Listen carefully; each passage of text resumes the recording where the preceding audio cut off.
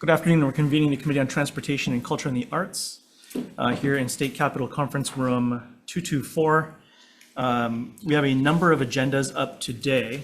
We're going to begin with the 3:01 p.m. agenda, which is a reconsideration of action previously taken. So this is on House Bill 1578, House Draft 2, relating to transportation, which permits a shipping container chassis to hold a valid out-of-state vehicle registration and obtain a certificate of safety inspection.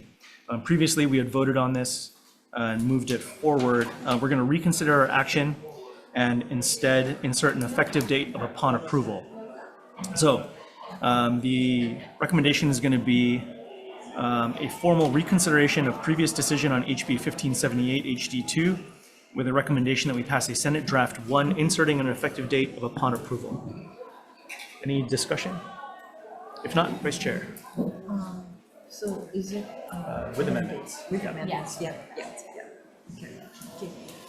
Chair's recommendation on HB 1578, House Draft 2 to pass with amendments. Okay. Chair Lee. Aye. Okay, Vice Chair goes aye. Senator Elefante. Aye. Senator Kanuha is excused. Senator Awa is excused. Measure is adopted, Mr. Chair. Thank you. Okay, so that's our 3:01 p.m. agenda. We've got, let's see. Okay, for the folks joining us, I recognize there's a lot of folks here today, so thanks everybody for your patience. We have about 4 different hearing agendas with a number of different bills on them. So what we're going to do throughout the afternoon is switch around from agenda to agenda based on where some of our colleagues are, because we're going to have a couple joint committees that we're going to have to vote jointly with. So we might recess out of one agenda to go into another. I'll let you know and keep you up to date along the way.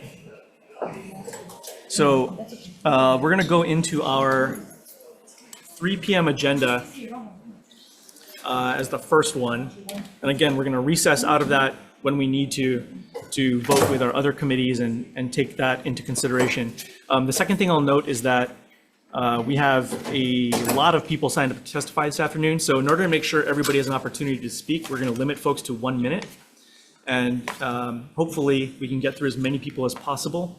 But also note that we have a hard cutoff in about an hour and a half here. So once we get close, we will need to vote because there's a number of bills on the agenda. So we'll have to ask folks to make sure your written testimony is submitted if we can't get to you to testify in person. And lastly, I think none of us here need to be reminded of this, but please be respectful of everybody. A lot of people have different diverging opinions on any number of bills. We want to make sure everybody has a chance to speak fairly and is treated with basic respect and aloha and everything that we pride here. So with that, why don't we open up our 3 o'clock agenda. This begins with House Bill 2702 relating to road improvements. This appropriates funds for equipment and positions within the Department of Transportation to conduct improvements to the Hana Highway. Testifying first on 2702 is the Department of Transportation. Hi, good afternoon, Chair and Vice Chair and members of the committee. Robin Shishido with the State Department of Transportation, and we stand by our submitted testimony and support. Thank you. Thank you. That's everyone we have signed up to testify in this measure. Is there anyone else wishing to testify? Aloha, Angela Melody Young, testifying in strong support on behalf of Kapalama Neighborhood Security Watch. We're a grassroots of the Honolulu Police Department, and we train with the community policing team for safety purposes. And so just worried about transportation concerns and road repairs. Those are things that we study in our work at the grassroots movement level. So the Road to Hana is the crown jewel of Hawaii, driving tours with scenes of lush rainforests, dramatic ocean lines, waterfalls, and pools. The Hana Highway is a 64.4 stretch which connects Kahului to the Hana. At Kalepa Bridge, the highway continues to Kipahulu. The Hana Highway is an important connecting point for hospitals, schools, healthcare, restaurants, employment opportunities, colleges, and businesses. And the legislature finds that the condition of Hana Highway could benefit with repair and maintenance because it has become unsafe in several locations. These conditions can cause delays in the delivery of life-saving Ms. Young, your time is services, up. Could you please summarize? create extended commute, and it can cause an emergency accident. So we should support this. Thank you. Thank you. Anyone else here to testify in this measure? If not, are there any questions? If not, thank you. Let's move on to the next measure, House Bill 2175, relating to the Ka'ava Hau'ula Community-Based Long-Range Transportation Plan, which appropriates funds for and requires the involvement of the community members and organizations in the development of a community-based long-range transportation plan for the Ka'ava, Punalu'u, and Hau'ula communities. Wow, say that like 5 times fast. Testifying first is the Department of Transportation. Hi again, Robin Shishido with Department of Transportation, and stand by written testimony in support with comments, which is just to extend the report to December of 2026. Thank you. Thank you. Up next is DLNR. Good afternoon. Good afternoon, committee members. Trevor Fitzpatrick, staff planner with the Office of Conservation and Coastal Lands in DLNR. We stand by our written testimony and support. Here to answer any questions if you have any. Thank you. Thank you. That's everyone who signed up to testify in this measure. Is there anyone else wishing to testify?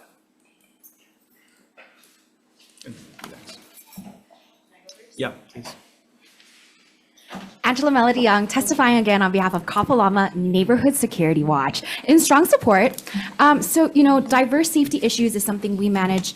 We have to learn about to testify, to create awareness about safer transportation concerns. So there are challenges posed by the coastal erosion upon the Windward District. From the Environmental Protection Office at the federal level, what are climate impacts on the coast? What are the negative effects of dramatic shifts in atmospheric activity? Climate impacts, which leads to a climate crisis, is caused by shifts in temperature and atmospheric patterns. These atmospheric patterns have been happening since the 1800s, and human activities such as burning a fossil fuel produces harmful greenhouse gas emissions. And the Windward District is affected by these negative climate impacts. Climate change affects such things such as sea level rise, intense rains, thunderstorms, and high tide flooding, which all contribute to coastal erosion and hazardous road conditions. Thank you, Ms. Young. Your time is up. Could you please summarize? So this measure is important to strategically mitigate and find solutions for transportation to create safer conditions in the Windward District. Thank you. Thank you. Yes, sir. Thank you, Chair Lee, Vice Chair Inouye. My name is Kelo Domingo. I'm the president of the Kava Community Association. Just here to offer our strong support for this measure. We appreciate the generosity of the committee. Thank you. Thank you. That's everyone on this measure. Is there anyone else wishing to testify? All right, if not, are there any questions? If not, all right, thank you. Let's move on to the next measure. House Bill 2715, relating to special number plates, which authorizes the issuance of special number plates, license plates, to commemorate Malama Pu'uloa. And testifying first on this measure is HOH808.org. That's all the testimony we have in this measure. Good afternoon. Aloha, Committee, Angela Melody Young, this time testifying on behalf of CARES. We are a grassroots movement raising awareness about education, advocacy and research, and environmental protection, which this act focuses on. So the purpose of this act is to recognize the vision of restoration of the lands within Pearl Harbor with the special license plate. Referred to in the proposal, there was a primary program of restoration for the lands within Pearl Harbor, and that primary program operates education programs, anime-based programs, and creates strategic partnerships to support sustainable health goals. At one point in time, Pearl Harbor consisted of 30 Hawaiian fish ponds and a lot of lo'i kalo nurtured by freshwater and estuaries. The purpose of this restoration plan of the program from this proposal is to heal the disturbance and trauma to the lands, to the water. Trash, pollution, disturbances cause environmental harm and hazards that diminishes and damages the ecosystem's structure and function. The mission is inspired by environmental neglect, pollution, and trash caused by the previous generations. And Thank you, Ms. Young. Your time is up. so as we face restoration, the Hawaiian Blueprint is a map of brilliantly engineered water and food systems that has sustained generations and has allowed us to thrive and lead healthier lifestyles. Thank you. So we should be in support. Thank you. Is there anyone else wishing to testify in this measure? If not, any questions? If not, thank you, everybody. Let's move on to the next measure, House Bill 1950, relating to Kimchi Day, which designates November 22nd of each year as Kimchi Day in the state. And testifying first on 1950 is Maui Dance Club at the University of Hawaii. Maui. If not, that's everyone who had signed up to testify. Is there anyone wishing to testify in this measure? Good afternoon again. Aloha, Angela Melody Young from CARES. So food is a basic necessity and it is super important to human civilization since ancient times. A food culture is based and developed through a long process which involves the attitudes, beliefs, and practices unique to a community. Ethnic foods are associated with the culture of a specific community. Through time, food evolves along with the advancement of human civilization and it's built a sense of culture in society. Consuming ethnic foods is still a common practice in many countries. Kimchi, the traditional veggie dish, is so important to food culture. It has so many healthy nutrients to consume. It's created from veggies, radishes, green onions, carrots, garlic, ginger, and kimchi is spicy. It goes through a fermentation process to create live bacteria, which is very healthy and nutritious. Probiotics in kimchi and yogurt help to process and digest food, build up immunity, destroy sickness, protect from illness, and produce vitamins. So we should be in strong support. Thank you. Thank you. Is there anyone else wishing to testify? You guys just want to let this one ferment for a little bit? You guys change your mind, maybe like, let us know. All right, any questions? I have, actually, it's a comment. Kimchi Day, November 22nd. If you remember, November 22nd, 1963 was the assassination of JFK. So this date has been with me for all these decades, and I'm thinking, oh, November 22nd. But California has already picked November 22nd and Virginia as well. So I guess the Korean community has already voted on this resolution 4th, and I guess there's nothing we can do. But when we eat kimchi, we'll remember that we take a prayer for our assassinated president in 1963. Okay. Okay.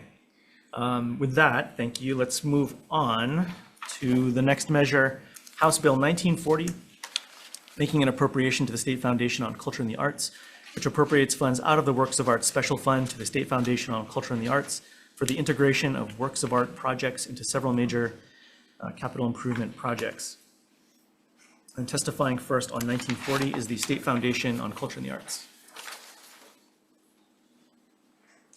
Good afternoon. Afternoon, Chair, Vice Chair, Committee. The State Foundation on Culture and the Arts. My name is Karen Ewald, Executive Director for the State Foundation. We are in support of this measure, and I'm happy to answer questions. Thank you. That's everyone who had signed up to testify. Is there anyone else wishing to testify in this measure? I would. Oh, good afternoon. If you could identify yourself. Please go ahead. Okay, thank you. My name is Sierra Du. I'm here representing Wisdom Circles Oceania. I am testifying to express our strong opposition. Extensive analysis of data from the National Educational Longitudinal Survey involving 25,000 middle and high school students over 14 years has revealed that increased involvement in the arts among disadvantaged students correlates with higher rates of college participation, employment, and volunteerism.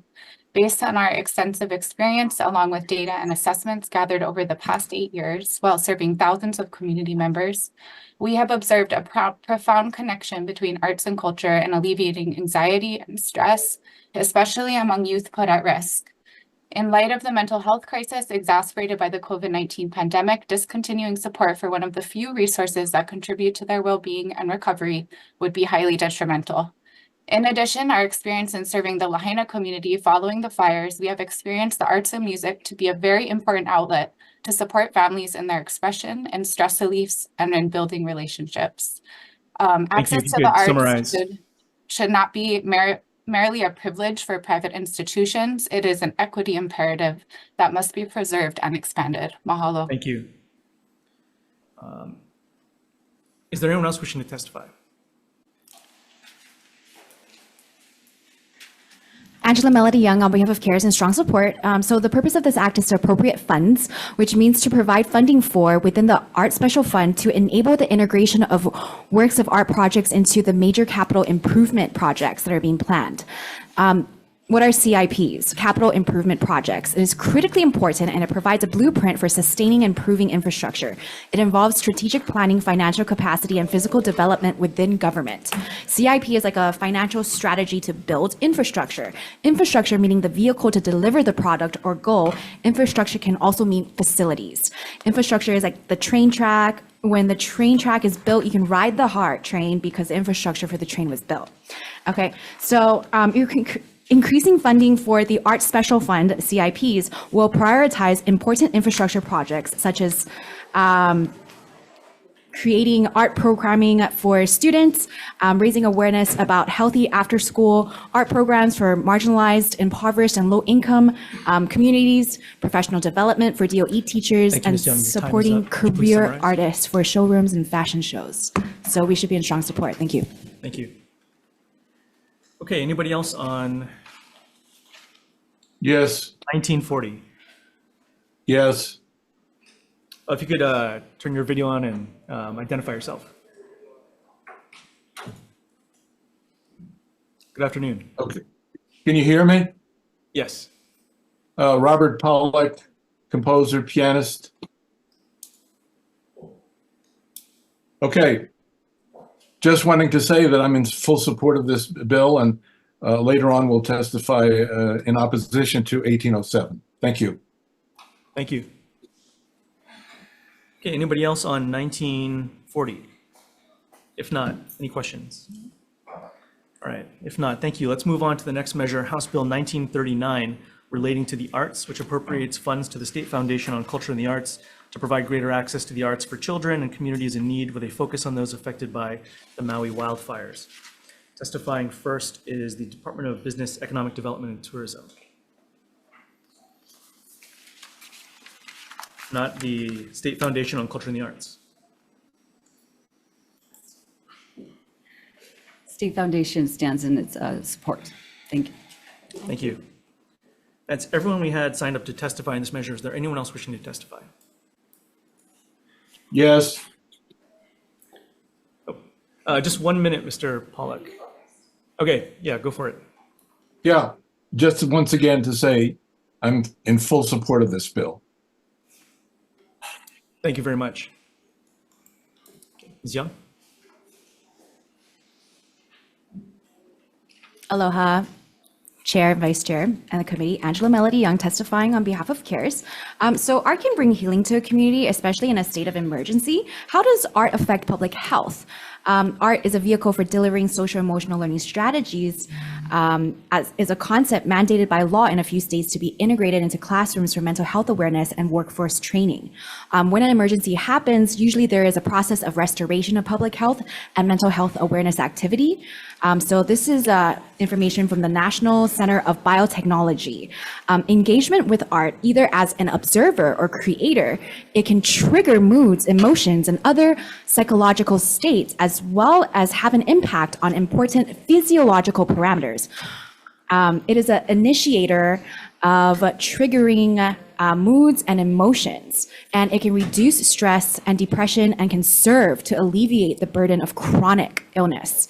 So also beyond the science and the public health rationale of art, art has no limits. It is our interpretation and our truth of the world we perceive. So, when there's so many going through a tragedy, we should all make some noise about it. Thank you, Ms. Young. Thank you. Okay, anyone else on HB 1939? I am. Oh, good afternoon. Aloha, my name is May Honani Polino Singh, and I am support for HB 1939. Thank you very much. Is there anyone else wishing to testify in this measure? I would also like to testify. My name is Sierra Du, again with Wisdom Circles Oceania. We are in support of this bill. We have been providing art services on Maui following the fires and have found it to be a significant and profound thing that can bring families together, support their well-being. It's something that we really advocate for and would love to see more supported. So yeah, mahalo. Mahalo, thank you. Okay, anybody else on 1939? If not, any questions? All right, if not, thank you. Let's move on to the next measure, House Bill 1807, relating to the Works of Art Special Fund, which specifies that the Works of Art Special Fund's 1% transfer requirement shall apply only to capital improvement appropriations for the original construction of state buildings, and appropriates funds for performing arts initiatives and expanded arts programming in schools. Testifying first is the State Foundation on Culture and the Arts. Good afternoon. Chair Lee, Vice Chair Inouye, members of the committee, the State Foundation opposes HB 1807 HT2 strongly, and I would like to articulate on one point, and I'm just going to read from it so I can be succinct. Within the bill states, recent efforts have focused on the expansion of programs to include performing arts and other initiatives that would enhance an array of art programming across the state. Our response to this is per HRS 103-8.5, the Art in Public Places program does much more than furnish art in state buildings. It does just that. Over the past 20 years, we've expanded our program statewide to ensure relevance and advance access to culture and the arts. This bill would end the SSCA's ability to run the statewide program, which includes acquisition of works of art from contemporary local artists and galleries that serve them, development of temporary and community mural projects, conservation of exterior public art collection, and interpretation of the collection, which includes the museum and the Art Artists in the Schools program.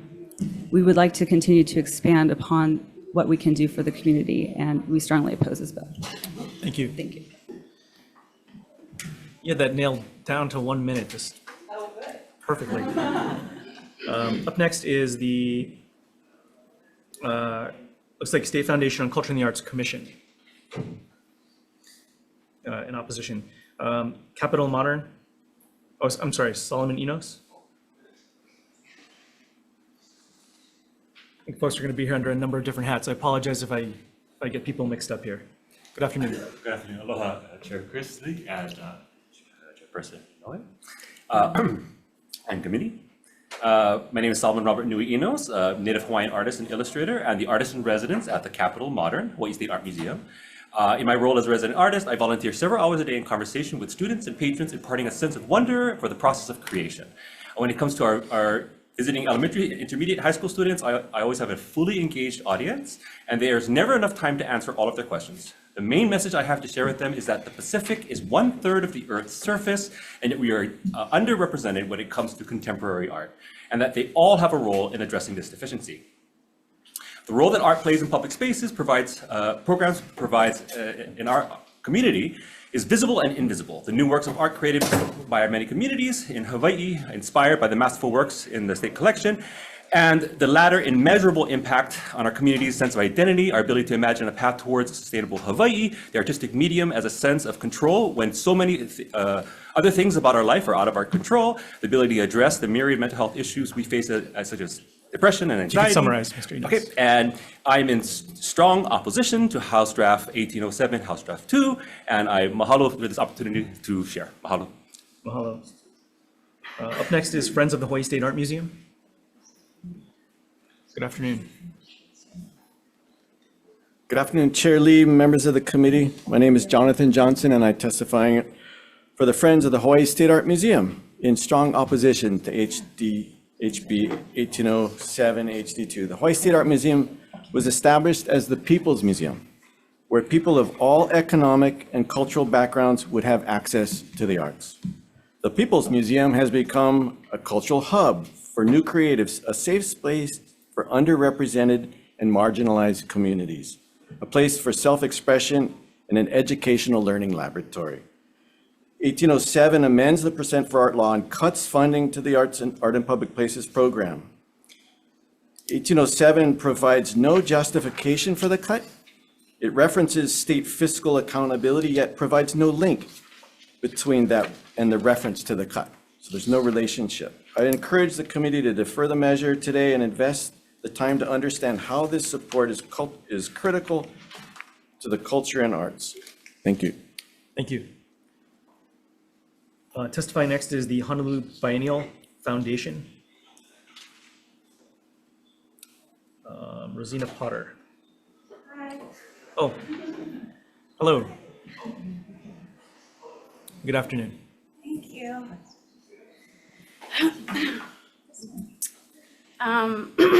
Aloha committee members. My name is Rosina Potter. As Executive Director of Hawaii Contemporary, I'm deeply concerned about the impact of House Bill 1807 will have on our community. I want to echo the sentiments of hundreds of people that have provided testimony in opposition to this bill. I'm embarrassed that the support of the 1% Fund of the Arts has to be defended again. I will take this time to describe the profound consequences of this passage of this bill that will have on my organization. With SFCA funding a large part of our operational costs, or about 18% of our total cash budget, everything we do is in jeopardy because of this bill. The Hawaii Triennial, organized by Hawaii Contemporary, is the state's largest international exhibition of contemporary art. Since 2017, we have welcomed over 300,000 visitors and injected millions into our state's economy. DBET and Americans for the Arts estimated we have generated hundreds of millions of economic impact, supporting hundreds of local jobs. If you could summarize, please. Summarize.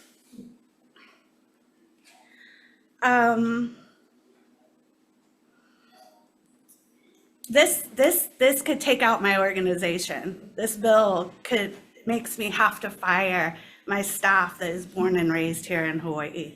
And I think that we're really overlooking the deep human impact that this will have on our entire state. So I really urge you to not pass this bill. Thank you. Thanks. Up next is Donkey Mill Art Center. Good afternoon. Aloha Chair Lee, committee members.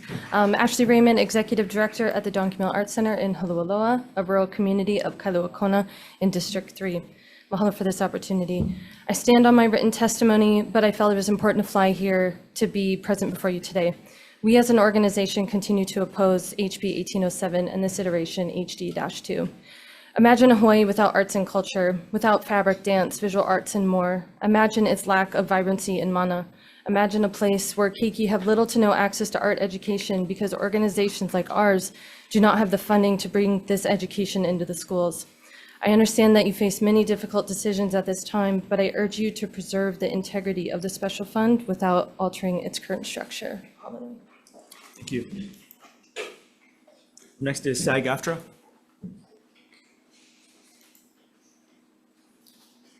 Aloha. Aloha, good afternoon. My name is Marisha Palma Elmore, and I'm the Executive Director of SAG-AFTRA. So this is the Screen Actors Guild and American Federation of Television and Radio Artists, and why we are here supporting this bill is because, and I'm going to read it so I don't get it wrong, we support education and access to the arts.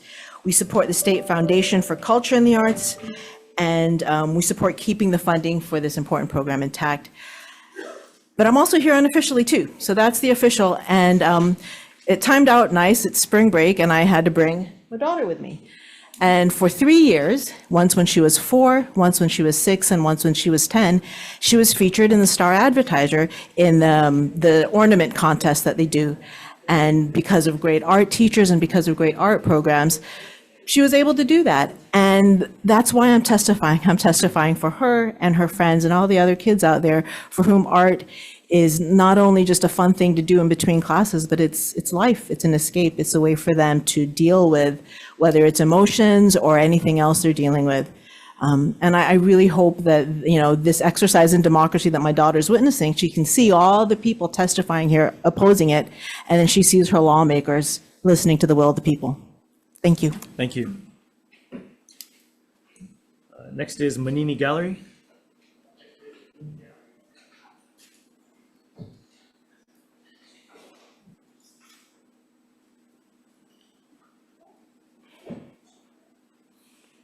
Aloha.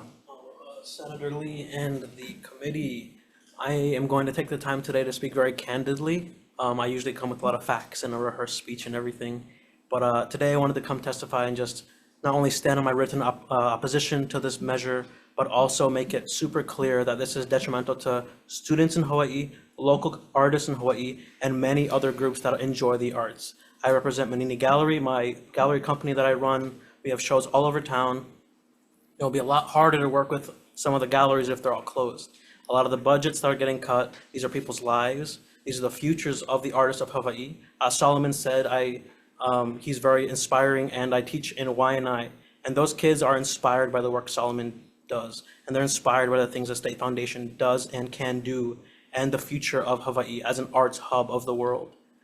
This bill completely ignores that, and I'm afraid that it's super short-sighted. And I think that if this bill is ever passed in any form, it's super shame on all you guys. And I'm sorry to say that, that's the reality of it. Thank you for your time. Have a great day. Please do not pass this bill. Thank you. Next is Hulipak.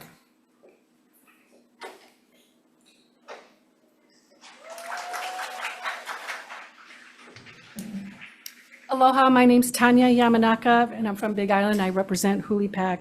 We strongly oppose HB 1807, and I thank you for your opportunity to share our comments today. Art in public spaces allows us to see our community's reflection through artful expression in a moment of time. Cutting 1% arts funding is short-sighted and shows a lack of understanding of the broad and deep impact that access to the arts and arts education has. Culture and arts do more than just bring our community together. In a world of pain and suffering, in a world that is constantly telling us who we are, who we aren't, and what we can be, culture and the arts are essential to providing us a sense of place for mental and emotional well-being. Culture and the arts create and stimulate circular economic impact, which is very much needed today. Without it, you're painting a future that invites more dysfunction and crime. We need more healing, creativity, and circular economic vision more than ever. To eradicate the Art in Public Places program and end support for professional development for all DOE teachers, 13 art centers, and 8 organizations. It's just, this is a heinous movement in a time when we are all suffering, we are all in pain. Like access to clean water and public transportation, access to culture and the arts has a deep impact on our quality of life. Like clean water, culture and the arts provides a reflection for us to see ourselves. Like water to the body, art is to the soul, cleansing, healing, revitalizing, sustaining. It is impossible to thrive without it. Like public transportation, arts and culture moves us, taking us to places we cannot go. Time is up. We have to get to everybody. Thank you for sharing. Next is Honolulu Theater for Youth.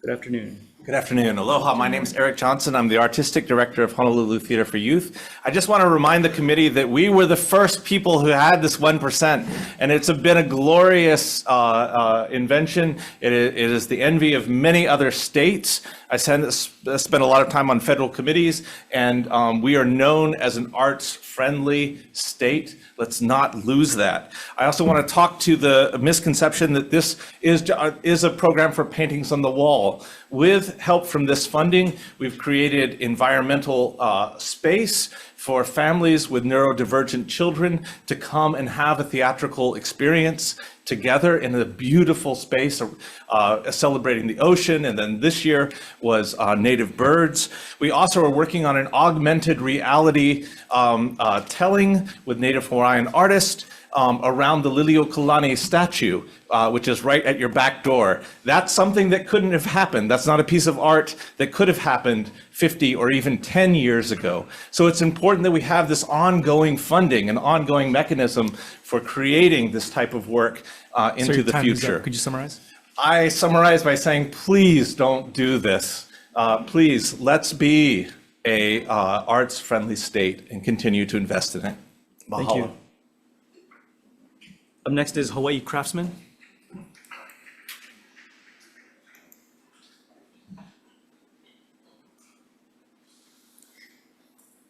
Good afternoon. Good afternoon. I'm Hugh Jenkins. I'm president of the Hawaii Craftsman Board. 54 years ago, I got a small grant from Hawaii State Foundation via a purchase and set up a workshop in Kaka'ako for the first glass blowing availability to the public.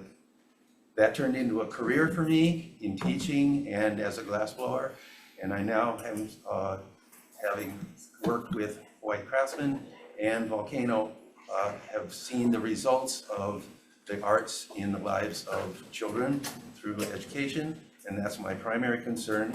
But many of those have also become professionals who now are parents of students and are teachers and contributing circularly back to the economy and the art availability in this state. I urge you strongly not to divert the funds that go almost directly to the arts and to the artists. Thank you very much. Up next is International Association of Art. Hi, good afternoon. Good afternoon. My name is Jared Requera. I'm president of the International Association of Arts associated with UNESCO for Hawaii. And just in general about the value of the arts, as we all know that the need for purpose and creativity is basic to our humanity. And where that is not nurtured, it lends itself to zealotry and ideology. One notable example, an aspiring artist years ago was denied entrance into art school, and he went on to use his creativity in destructive ways. His name was Adolf Hitler, and his art was very good. Art is one area where it doesn't require a defeat of somebody else to be successful, unlike the endless culture wars that we're involved in. As artists, we're the storytellers, the sculptors, the muralists, the portrait painters, the keepers of the flame and the standard bearers for our culture. And it's a point of pride and a point of the health and vigor of our society that at the first sign of trouble, we don't strike the colors and declare cultural bankruptcy. Thank you. Thank you. Up next is CARES. Ms. Young is still here? If not, oh, there you are. Ms. Young. If you wish to testify. Thank you, Senator Lee. Just a second. Okay, so 1807. The Capitol Museum is a free public art museum located in downtown.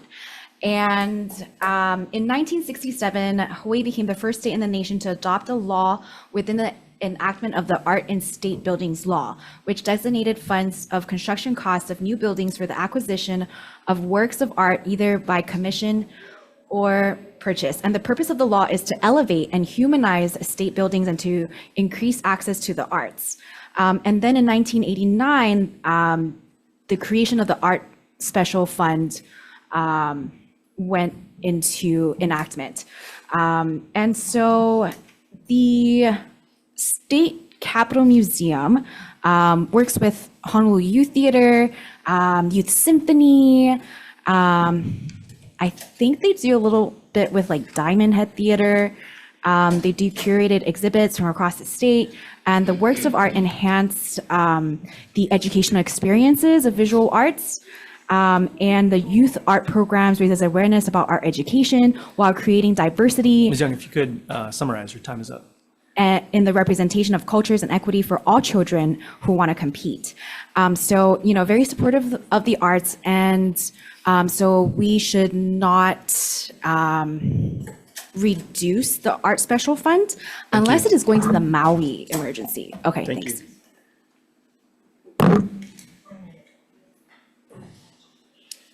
Okay, I believe we have some folks online. Wisdom Circles, Oceana. Aloha, my name is Sierra Du. I'm the Executive Director of Wisdom Circles Oceania. I am in strong opposition of this bill. As I have shared an extensive analysis of data from the National Educational Longitudinal Survey involving 25,000 middle and high school students over 14 years has revealed that increased involvement in the arts among disadvantaged students correlates with higher rates of college participation, employment, and volunteerism. If this is something about economic resiliency, this is a path for that. In addition, we experience this as an extremely important tool for supporting mental health in this time that is so intense when our youth are going through so much. And we have this mental health crisis. This is one of the very few tools that works for them. Please do not take this away. This affects schools. It affects really amazing artists that bring programming that is so important. Especially in Lahaina, we have seen this as a really important response. And in addition, we believe that this is an equity issue. Students should not only have arts that ingest through private institutions, they should be able to have access through this in the public schools. This is very imperative. Mahalo. Thank you. Okay, I believe that's all the organizations we had signed up. We're gonna move on to individuals. So back in the room, I'm gonna read out names. And I apologize, I'm definitely gonna butcher a whole bunch of them, so bear with me. But I'll call up two at a time, and if you can each take a seat just for the sake of expediency, and then we'll rotate people out. So first is Elijah Serena Zeitler and Kaela Teho. Hi. Oh, that wasn't terribly far off. No, you did all right. It happens. Good afternoon. Aloha kako. My name is Kayla Kahiao. I am a Kanaka artist based in Oahu. Art is my livelihood and it's a pillar of my emotional well-being. Capital Modern champions Kanaka artists and local artists. By the bill's own admission, this program is successful and it is even expanding. I fail to understand why you would propose to cut funding to a program that has not only achieved but surpassed this goal. Self-expression is an essential part of the human experience. Art is an ancient conversation that is unending and ever-changing. The dialogue must remain open, and we have a unique perspective that deserves to be shared. By cutting funding, you silence our voices and stunt our ability to share our experiences. Capital Modern creates an intersectional space for everyone to both experience art at no cost and make their contributions to the conversation as well. I resent your reduction of this work that people have dedicated their lives to, not fed by money nor public acclaim, but the desire to strengthen and improve our communities. I resent your reduction of this work to a hobby. To support this bill is to support the suppression of Native voices. By supporting this bill, you are saying that the conversations are over, that our voices do not deserve to carry further than they have, and that no new perspectives are necessary. Could you summarize, please? Yep, please vote in opposition. Thank you. All right, up next, Jacqueline Stewart and Michael Zemel.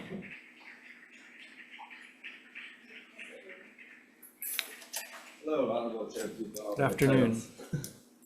So I know you guys are trying to save money because balancing the budget is tight. But again, we got hundreds of people out here that think this is a good investment. It keeps the money in Hawaii. It supports the local arts.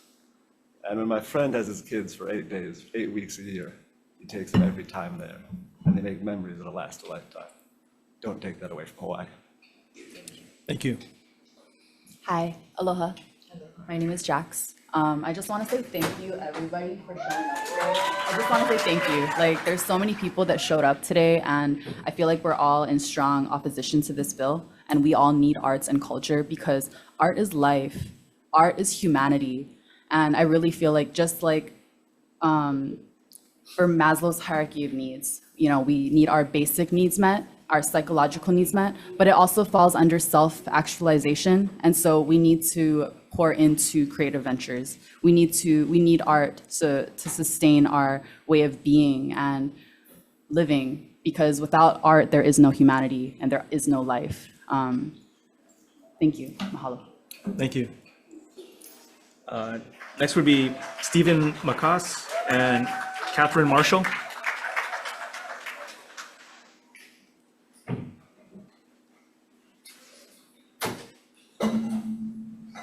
Good afternoon. It's all right, I like to stand. Sitting in this is better. Sure.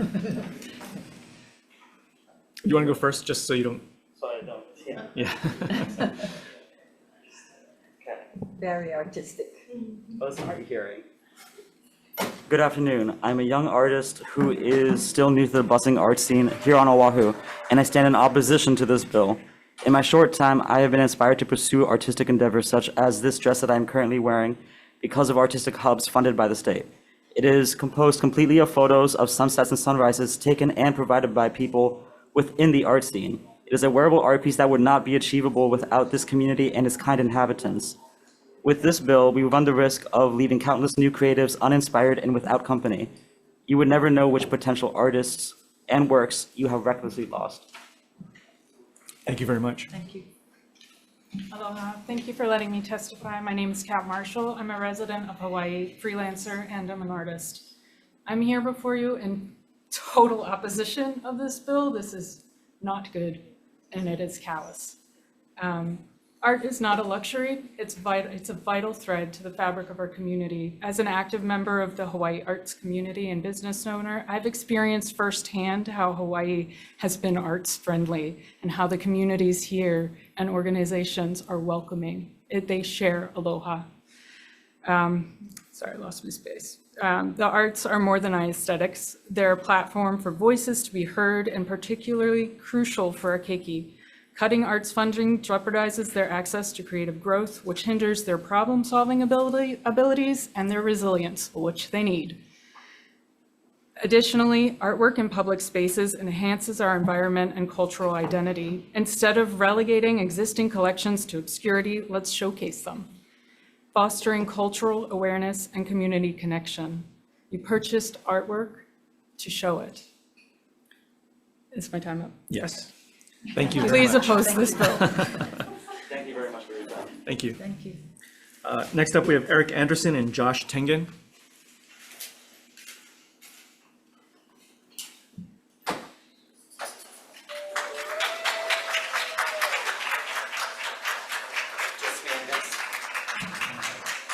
Good afternoon. Afternoon. My name is Josh Tengan. I'm testifying as a citizen who's worked in the arts and culture sector for the last decade. This bill is a betrayal not only to Hawaii artists, but to everyone who loves and calls this place home. The museum and the APP collection are part of our cultural wealth as citizens. This threatens our collections and risks shutting down our museum. The APP collection and the museum are not just art repositories. They embody our cultural identities, express our shared histories, and represent our collective aspirations. The museum showcases the creativity and talent of hundreds of artists, young and old. If you've been to the Hawaii Regional Scholastic Art Awards, you'll know that the museum supports hundreds of young artists from our local and private schools. I've had the honor and privilege of giving small cash awards through Pu'uhonua Society to support and encourage our promising young artists in their creative journeys. Beyond exhibitions, the museum serves as a vibrant communal space where the people of Hawaii come together to engage with art, exchange ideas, be inspired, and foster a sense of belonging. The intent of the 1% law, and as Rep. Yamashita loves to talk about intent, was to create a funding mechanism to increase public access to the arts. Can you please summarize? Your time is. Sure. By putting this sort of legislation forward, we all know that this is going against the original intent of the bill, so I urge you to join the arts community in opposition. Thank you. Thank you. Next up, Janet Sato and Kaya Stallings.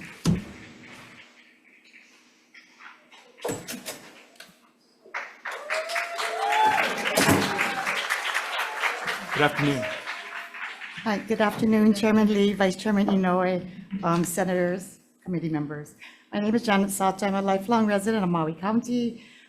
Recently retired after 42 years of service as a public school teacher and currently serving my first term, thanks to you, as a Maui Commissioner for the Board of SFCA. I share Pandi Okuchi's belief that exposure to art is essential in the development of an individual's awareness and sensitivity, and it should be universally accessible to everyone, not just a privileged few, but for the common man, as he would put it. I spent my life working in and advocating for the arts. My students, like thousands of others across the county and throughout our state, have been grateful beneficiaries of many programs over the years, including Artists in the Schools and Scholastic Arts. Many of them now in varied professional careers recall how validating it was an experience for them and how it guided them through their college and career paths now as young adults. They're community-minded. They want the same for their children, I believe.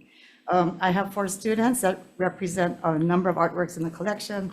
All I want to say, could you summarize, please? Yeah, in summary, at this point in this history, we're not playing good guys, bad guys. It's not a game. It's imperative we collectively uphold the mission of SFCA and make sure that this damaging bill does not create a downward shift in our progress. Thank you. Thank you. Aloha, my name is Kaya Stallings, and I come to you with a vehement opposition to Bill HB 1807. Before I begin my speech, I would like to ask this question. Has anyone in the council gone to experience any of the free experiences that Capital Modern has to offer? And if the answer is no, you don't have to answer me now, but I would urge you to keep that in mind while you're making a decision on this bill. If your answer is no, then how well informed would this choice to cut funding for the arts really be? Everyone here knows all too well how expensive it is to live in Hawaii. So why on earth are you guys so hell-bent on passing a bill that would get rid of one of the only free options for entertainment and cultural enrichment in Hawaii? Not only that, but the verbiage in this bill demonstrates a very green, very naive understanding of Hawaii's arts community. To say that there is a surplus of art collected by the state is like saying there's a surplus of history in a museum. Art is not a finite resource, so no matter where you go, no matter what time period you're in, people are going to be creating art. To take away this funding would discredit the history and culture of Hawaii. I urge each and every one of you to oppose this bill, as there are important communities at risk. And if you've never had the opportunity to go and experience live music at Capital Modern, then I also urge you to do that as well. Thank you. Thank you. Next up, Robin Scanlon and Isabella Grace Diaruhu.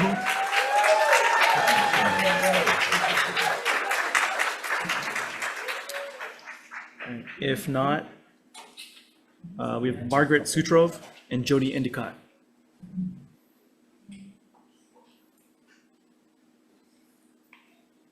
Oh, good afternoon. Good afternoon. Thank you very much. I'm Jody Endicott.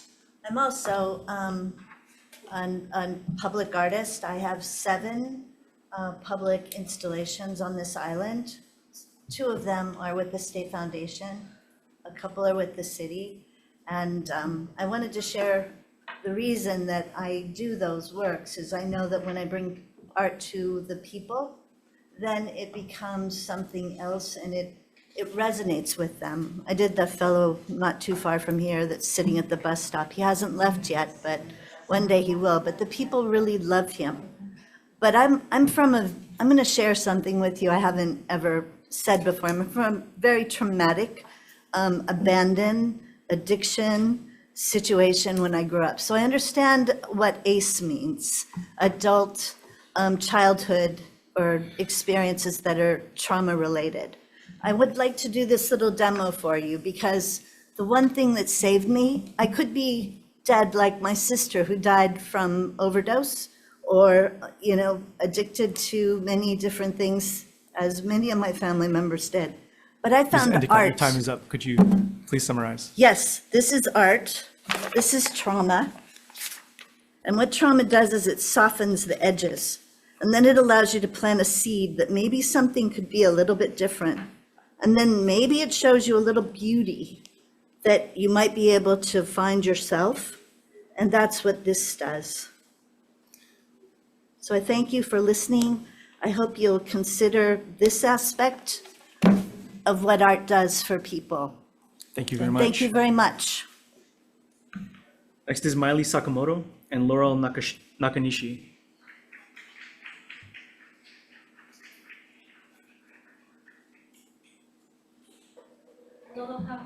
My name Aloha. is Laurel. I'm a teaching artist with the Artists in Schools program, and I'm here to oppose SB 1807 that would cut a huge percentage of the Arts in Public Places program, which funds visual arts, but it also funds many arts programs. And I teach in one of those programs called Artists in Schools. And in my years as a teaching artist, I've seen my students flourish with the arts. I teach creative writing, specifically poetry, and I've seen the way that my students have found their voices through this art form. And teachers often are surprised by their kolohe kids or their disengaged kids really engaging with this art form and being good at it. So one teacher from Pololo said, "My students were excited about writing and gradually became more confident about expressing themselves and taking risks." And another teacher from Molokai said, "I enjoyed seeing how excited my students were about writing and how sad they were each day when their AITS session was over. And best of all, this residency made my geographically isolated Molokai students feel special and important. Every child deserves to feel that way." I was recently, I'm done. Okay, I was recently invited to Maui to teach students there, and I was just so surprised about how ready they were to go into their emotions through the arts. It was my first session, and they just poured out their emotions, and it was amazing. Art saves lives. Please oppose this bill. Thank you. Thank you. Next, we have Kiara Womack and Caitlin Sweeney Ching.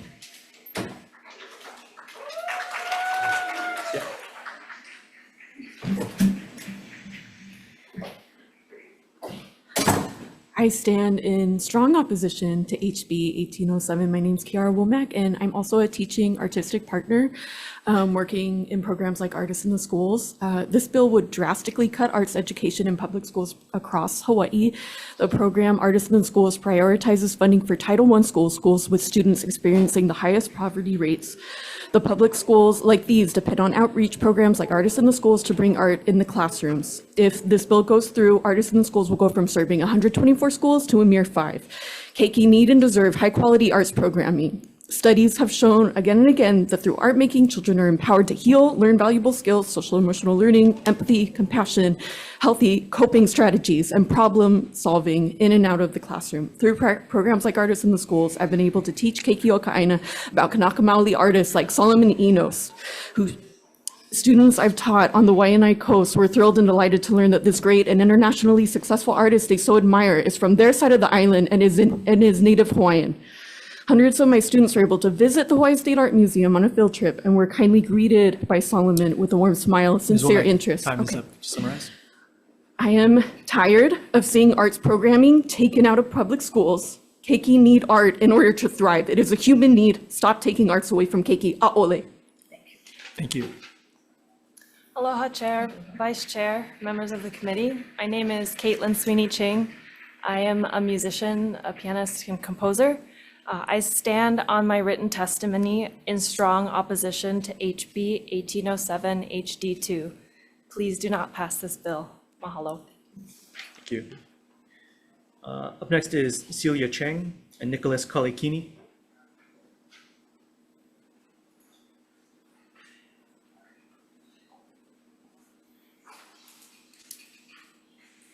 Good afternoon.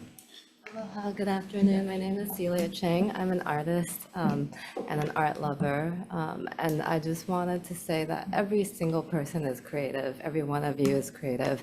And we all have those opportunities as kids because we did have some kind of exposure or, to art. And you guys have decided to channel your creativity into lawmaking, legislature. But these days, so much of funding is cut, and people who don't have access and the ability to get access of it, those are the people that we really should worry about. And I fortunately have, the ability to have my own studio and create art, but I really, really, really would love it if everyone had that access as well. And please don't take that funding away from everyone. Thank you. Aloha, Senators. My name is Nicholas Kalekini. I'm a musician, educator, also the grandson of the late Danny Kalekini. We actually just did a private showing of his documentary, and it's pretty remarkable what he's done for the state of Hawaii. I'm sure you've heard him bless these halls. And he, was a proclaimed ambassador of Aloha. And what did he do? What was his mission in life? Was to connect Hawaii with the rest of the world. And he did that as a native Hawaiian, as a musician, as a vocalist. He grew up poor in Papakolea, and his only means to learning music was the backyard kanikapilas. And so over time, he developed his Danny Kalekini Foundation. And instead of getting paid, he said, hey, can you make a donation to my foundation? And since then, we have a scholarship at the University of Hawaii. And him and I, we donated to Roosevelt so they could refurbish their instruments. And I guess my point is just showing what the value of the arts and music is to Hawaii. You consider, when something big happens, like the catastrophe in Lahaina or a pandemic, what brings people together? It's music, the arts. And the thing we do immediately after, what do we hold? A benefit concert. Oftentimes, artists will play for free, right? And that'll develop. So mahalo. Thank you. Next is Jackie Mild Lau and Dean Harada.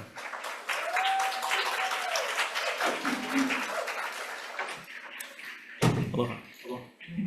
Aloha, Jackie Lau. Mild Lau. The arts are the foundation upon which civilization is built, a hallmark of thriving society and a sounding board for a contemporary population. The arts flourish in times of peace and prosperity. Their absence signals a troubled community. Dear Senators, as you consider the furtherance of House Bill 1807, please also keep in mind the irretrievable value of what will be lost if it passes. Funding for the arts creates innovators, problem solvers, self-confident risk takers, communicators, decision makers. Funding arts organizations builds community, enriches lives, humanizes our built environment, creates meaningful relationships, forms and preserves cultural identity, sparks dialogue, and provides economic opportunities. Funding arts education gives children and adults tools to make sense of our chaotic and rapidly changing world, the ability to recognize and appreciate beauty and excellence in effective and efficient design solutions, ways to connect to history and culture, paths to envision the future, recognition of the value of each other's abilities, vehicles of self-expression to Could you summarize, communicate please? feelings in constructive avenues rather than destructive acts. Please maintain funding for the State Foundation of Culture and the Arts and keep programs which support Hawaii's creators, innovators, and thinkers of the past, present, and future. Thank you. The decline of the Kama'aina population has many causes, from the crisis in housing to the exorbitant cost of living. Yet despite these hurdles, many of us fight to stay for family, community, meaningful work. But I would also posit that many of us stay because of the quality of life we are blessed with. That quality of life is being eroded each day. We see it literally on our beaches, but also with the tide of corporations from the continent washing away local businesses. We see it with so many of our ohana swept away for financial cause, taking their talents and our collective memories with them. This bill acquiesces to that erosion. It would be yet another diminishment of the quality of life that makes being here worth the struggle. The funds for the SFCA do more than just acquire art to be hung on walls. They provide gathering places for community. They challenge and educate our keiki, giving critical thinking skills and personal connection to the history and the aina. They help us ensure that Native Hawaiian art is a living practice. They celebrate the beauty and the power of our unique culture, our values, our surroundings, perpetuating the righteousness that is the very life of the land. I want you to reflect on the more vibrant neighborhoods here and on the continent that were once overlooked and in disrepair. The first stakeholders in this revitalization have always been artists. They plant the seeds of community, and that creative energy attracts retail tenants who then pull in residents, design proximity to better quality of life. And all this vibrance brings real fiscal advantage. Mr. Harada, could you summarize, please? Right. To divert 68% of the fund's revenue away from these purposes to gain 0.25% of the state's facilities repair and maintenance backlog seems short-sighted. We should all be invested in supporting homegrown artists who continue to define what it means to live in Hawaii before the commercial interests of the continent make that decision for us. Thank you. Mahalo. Up next is Uolani Davis.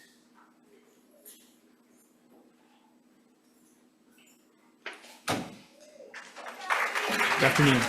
Aloha mai kākou. I'm Ulani Davis, a Native Hawaiian artist and high school art educator, and I strongly oppose House Bill 1807.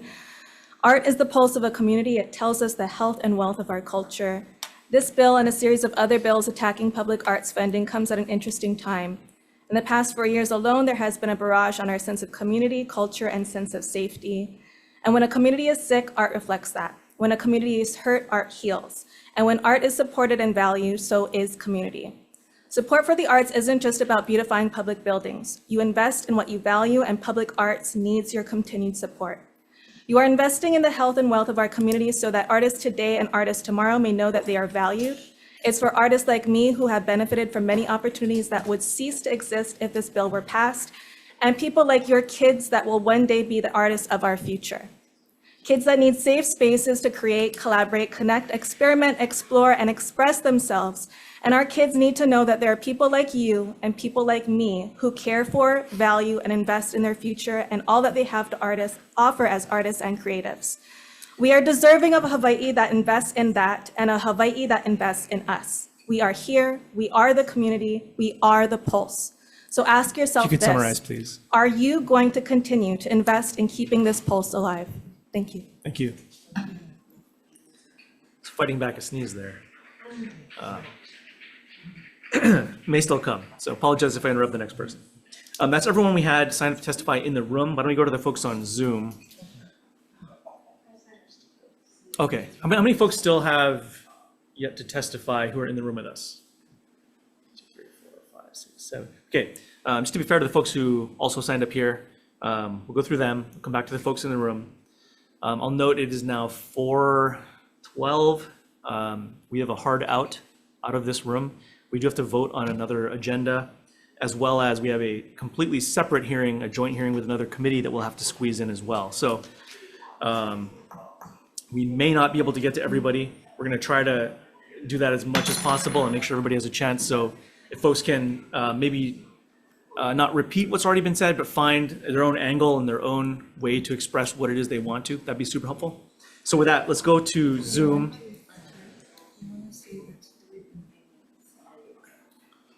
Not just yet. We're about to get McKelvey coming in. Susan Brown. Good afternoon. Hello, thank you so much for letting me be a part of this hearing. My name is Susanna Brown. I'm a commissioner with the State Foundation, and I have been working in the arts and arts education for over 25 years. I am pleading with legislators to support a basic human right: exposure, education, and participation in the arts and culture of Hawaii. We, the people, are saying that just like education, we all deserve access to the arts.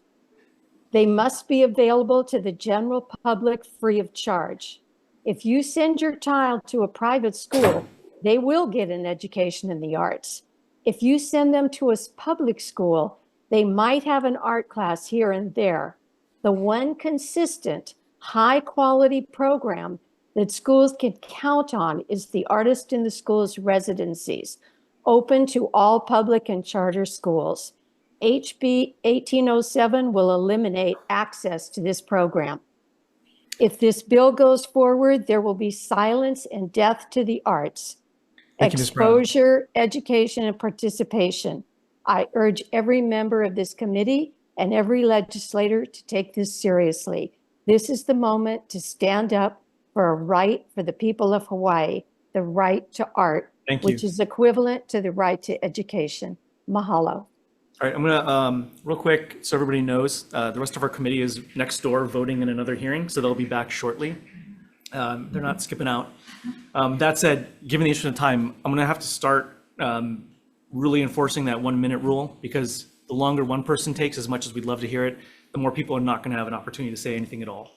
So with that, let's go to Mr. Pollock. Good afternoon.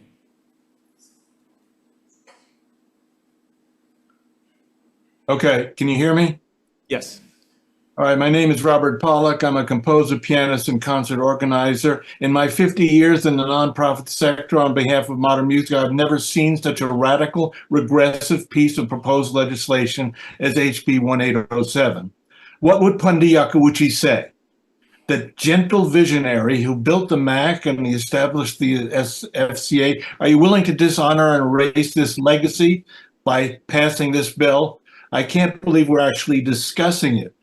Shutting down the Hawaii State Arts Museum with this? Really? Shut the Jewel facility that's given spiritual uplift, soccer, creative inspiration, joy, and the ability to survive in the dark times to hundreds of thousands of we the people?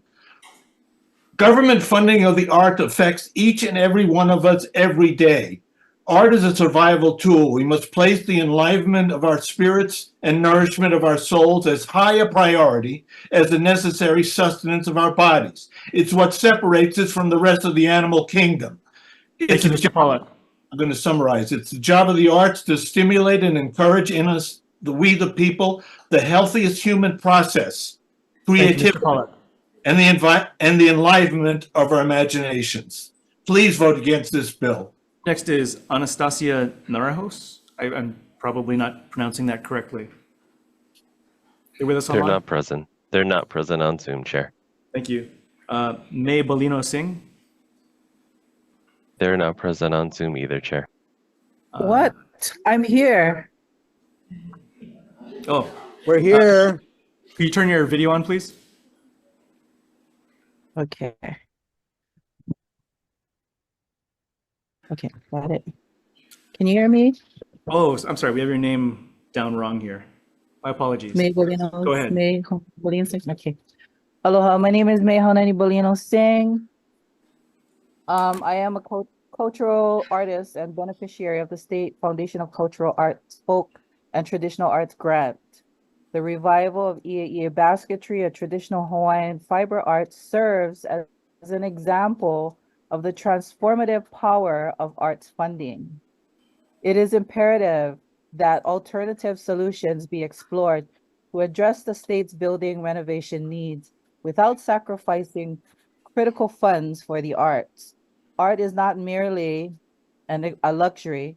It is a reflection of our shared humanity and source of comfort, resilience, and empowerment.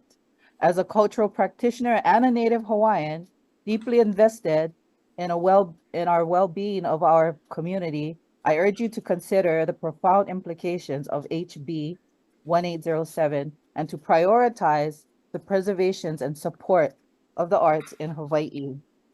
Thank you very Mahalo much. for your time. A'ole. Up next is, Deb, there you are. Good afternoon. Are you talking to me, sir? Yes. Hi, I'm Debbie and I am an artist. I've been a docent. I have given kids tours of arts. I've taught kids how to make art. I stand by my written submission. I associate myself with every speaker here. I would just like to point out that nobody I hear is testifying in opposition to this. And I think that, hope that the legislature is a democratic body. I think the people have spoken, and I hope you hear us because other state agencies might be asked to give up 10 or 15% to try to cover some expenses for Maui, but this bill will take 68% of the arts budget. And that's just untenable. So thank you for what you do. Thank you for listening to me. And I hope that you will defer this bill. Thank you. Next is Tony Lee. They're not present on Zoom, Chair. Thank you. Eric Chang. Not present on Zoom either, Chair. Beth Iwata. Not present on Zoom either, Chair. Kilihea Inaba. Good afternoon. Good afternoon, aloha legislators. Thank you for your work this legislative session. My name is Kilihea Inaba, Kanaka, Hawaii, with Japanese ancestry of Koloko, Kona, Hawaii. I'm speaking in opposition of HB 1807. I grew up attending a Hawaiian immersion school here in Kona. And I thank my mother, other parents in the community who had faith in a system that was not yet set up, but one that would continue to gain strength over the next decades and play a major role in the revitalization of a language that was almost completely lost.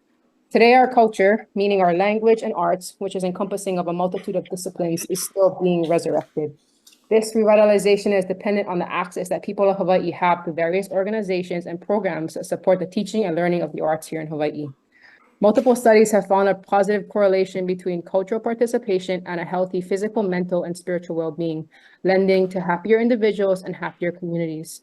If you want crime and poverty to increase, then you take away the ability for people to learn and know who and where they come from.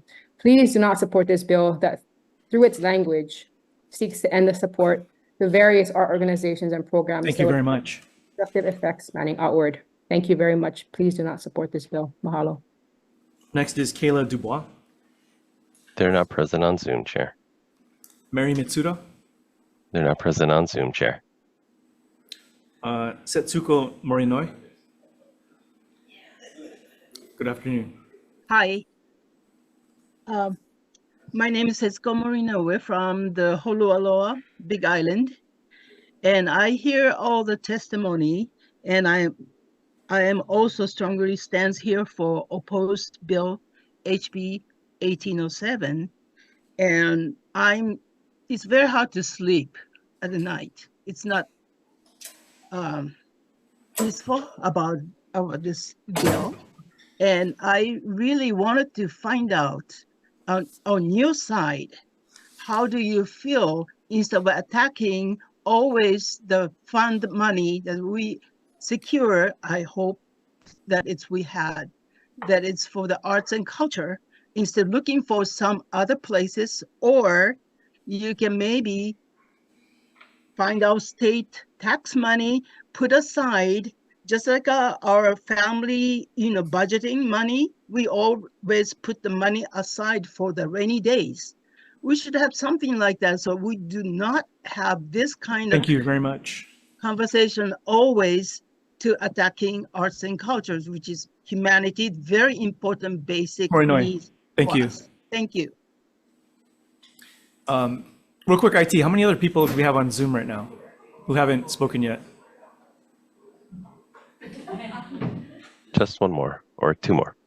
Okay, why don't we take these two and then, sir, why don't you go ahead?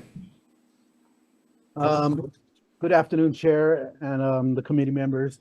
My name is Lloyd Kumulao Singh, and I strongly oppose House Bill 1807. Introduced by Representative Kyle Yamashita of Maui, this bill would adversely eliminate government support for many art organization programs and artisans statewide.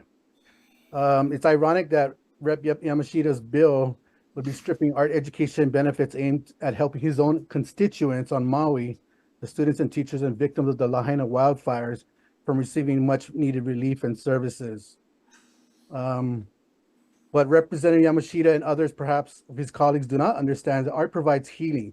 What happened in Lahaina was gross negligence and dereliction of duty on many fronts. This bill, if passed, would be another example of abuse by government officials. As a beneficiary of the State Foundation Cultural Arts Folk Traditional Arts Grant, I am an EAA practitioner, and we have slowly been making grounds.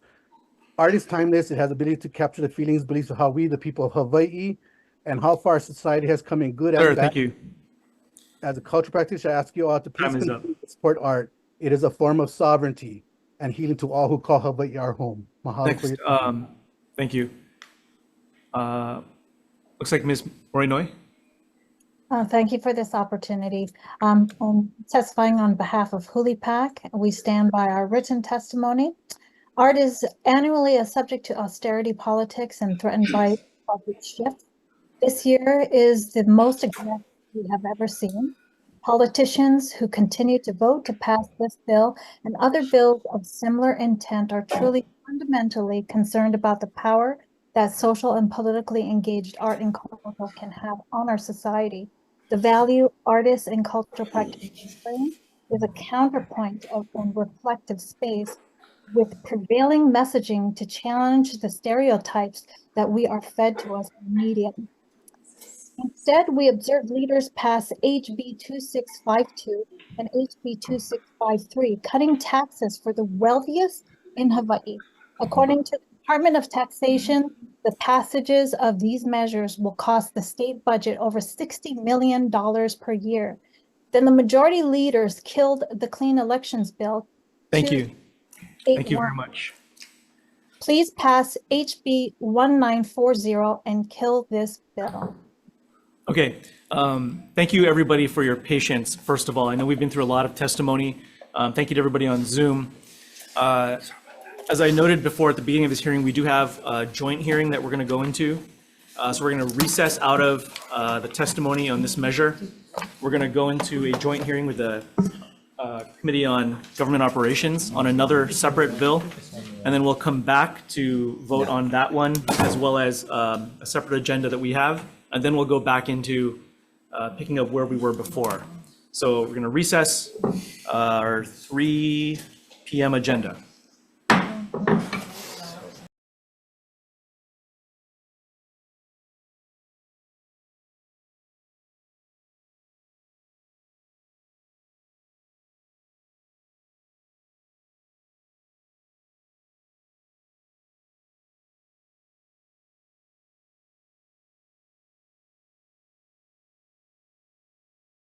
We're reconvening the committees on transportation and culture and the arts. Hey, folks, can you guys, folks, hello.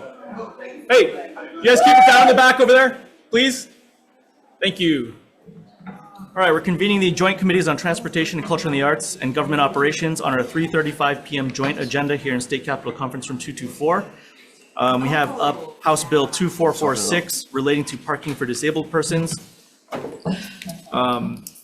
Up first testifying today is the State Council on Developmental Disabilities. Good afternoon, and thank you for your patience.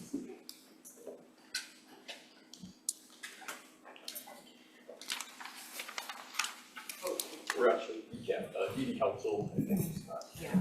Oh, I'm sorry. Yeah. Yeah. They had to leave their hand. Okay. Yeah. So DCAB.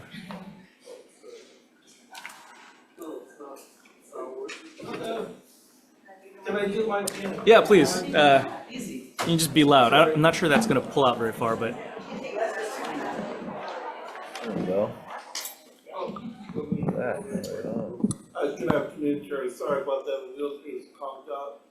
My name is Kirby Shaw. I'm the Executive Director of the Disability and Communication Access Board, and DCAP, as we're known, supports this bill.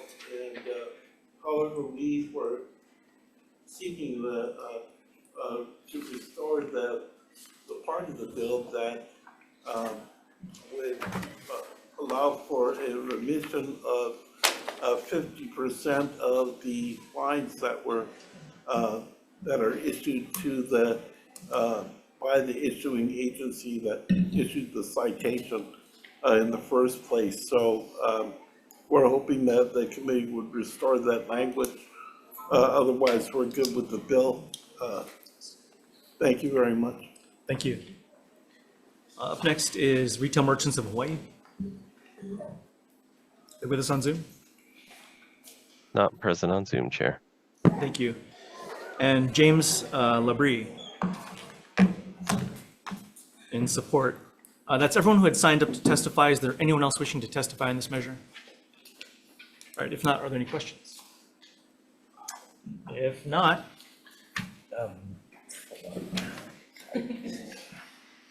quick recess.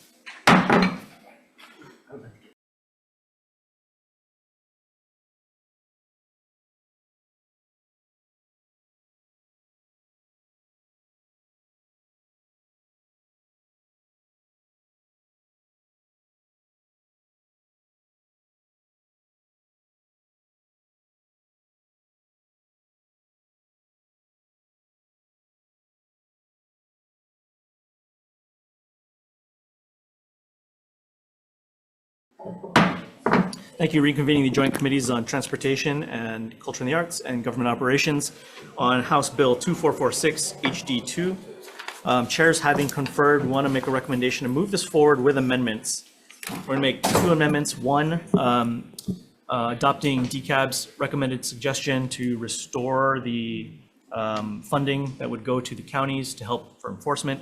And then secondly, oh, you know what? Sorry, that's the only one. Okay. Okay, any discussion on that? If not, Vice Chair for the vote. Chair's recommendation on HB 2446 to pass with amendments for the Committee on Transportation and Culture and the Arts. Chair Lee. Aye. Vice Chair goes aye. Senator Elafante. Aye. Senator Kanuha is excused, and Senator Awa. Aye. Okay, measure is adopted, Mr. Chair. Okay, thank you. Government Operations, same recommendation. Senate Draft 1, I vote yes. Okay, Vice Chair votes aye. Senator San Buenaventura. Excuse Senator Wakai. Excuse Senator Owa. Aye. Measure passes. Okay, thank you very much, committee members. Thank you very much. We are adjourned out of our joint.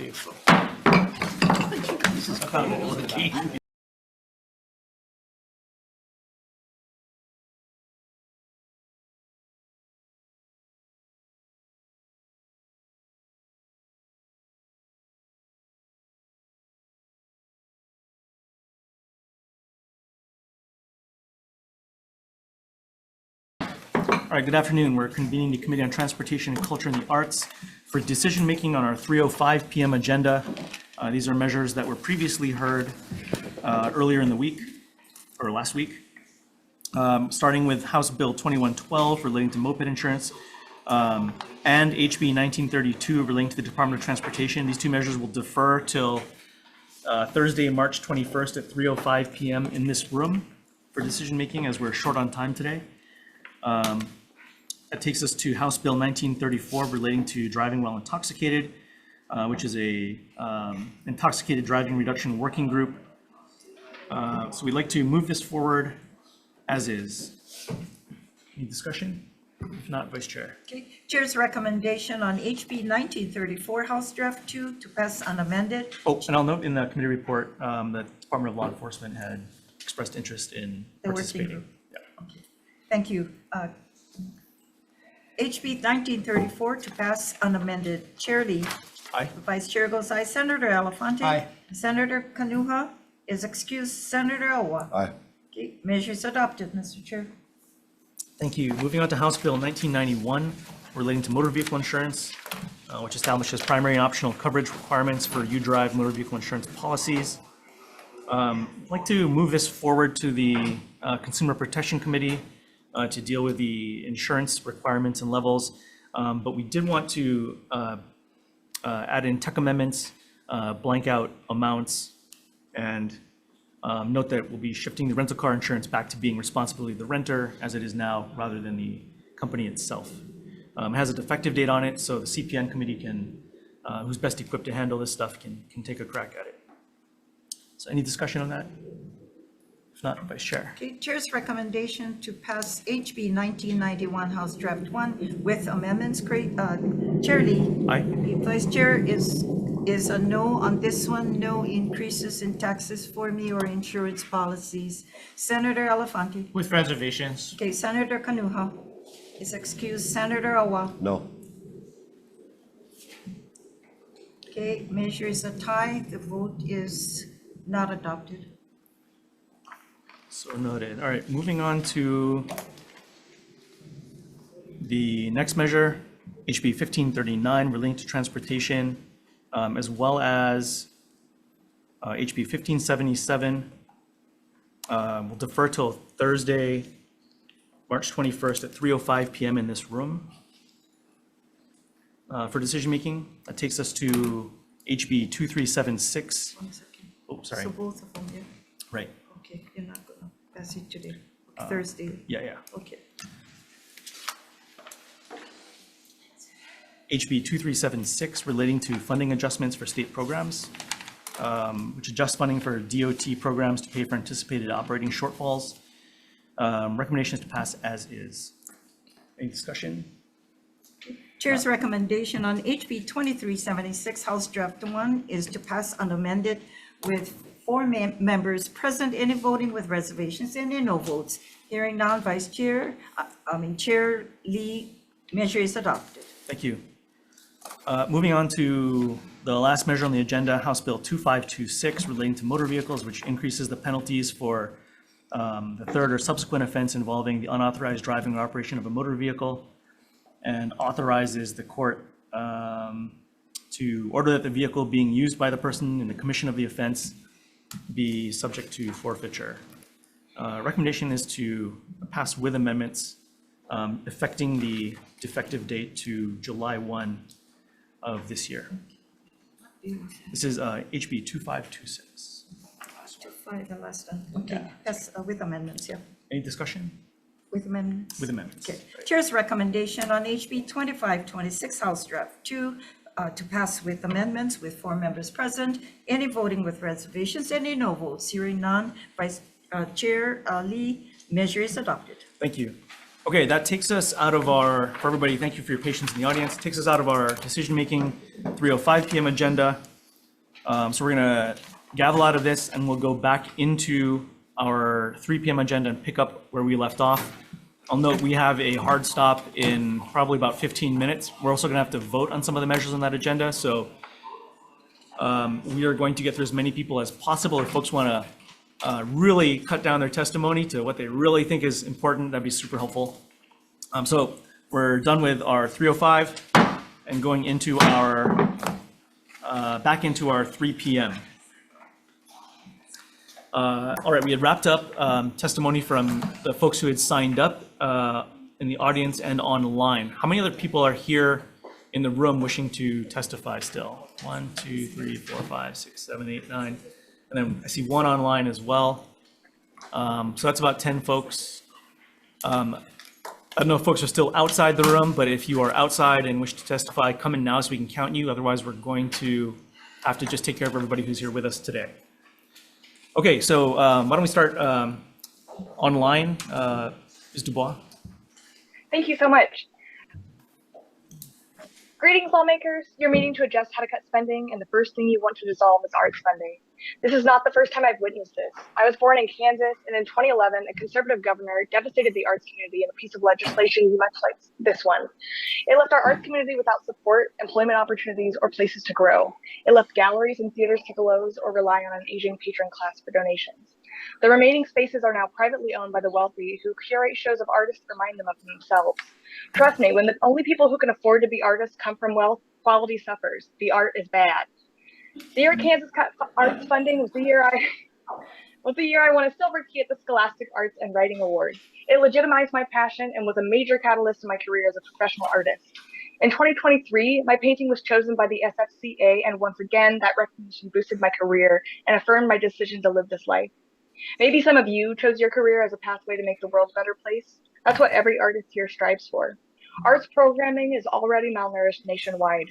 The passing of this bill will prevent I'll have to a new stop you generation right of here. creators from ever Make sure getting everybody else has a the chance to route. testify. I'm telling you, I'm not an elected official, but there's other places to trim the fat. Fund public IT, arts can we programs. Thank use- you.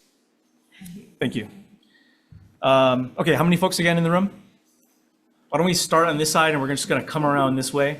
Probably in about 5 minutes, we're gonna have to cut off because we do have a vote to take and then we have to be out of this room. So to the extent you guys can be quick. Stand in place and give the testimony from where we are. Yep. If you can walk up, at least so it's caught on the mics for everybody who's watching.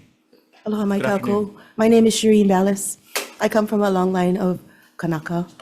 I'm here to ask you to oppose this bill. As a little girl, when I was going to school, I was turned into a corner at my elementary school. And I was told I was not allowed to express myself. But as I got older, I had an art teacher in 5th grade who took me to all of the art museums on the island that she could possibly take me. I got the chance to go to Kauai recently, and I was able to see my own people in art pictures and portraits never seen before on Kauai. So I appreciate the fact that there are artists out there that can express themselves. Never would have thought today that I would be a singer I have been on the Nahoku Hano Hano Awards. I am also an actress. I'm a member of SAG-AFTRA. I've been an actress for over 10 years. And my daughter now, Thank you very much. thank you, my daughter now can be an artist. Thank you.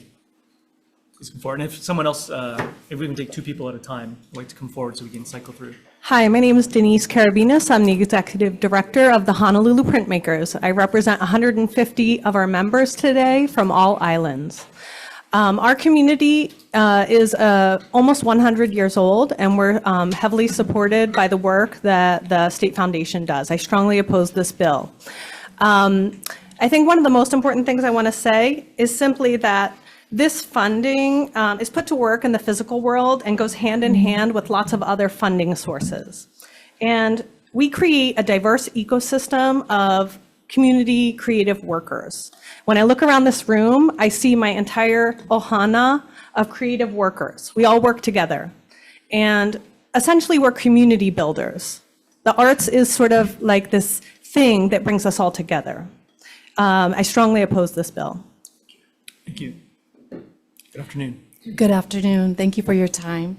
I am an elementary school teacher, and my students and I, they're second grade, they strongly oppose HB 1807. You should have seen them in class. They testified in class and chanted and cheered. But art is life, and my students say art is their dream. They said, please don't take away their dream. Our leaders should listen. That's why you got into office, right? You listen to us people. My student said, this bill is to cut arts. It's a bad bill. I said, it is. We want our leaders to help us. Please listen. We all know art programs and art education makes a difference in the lives of our children and adults.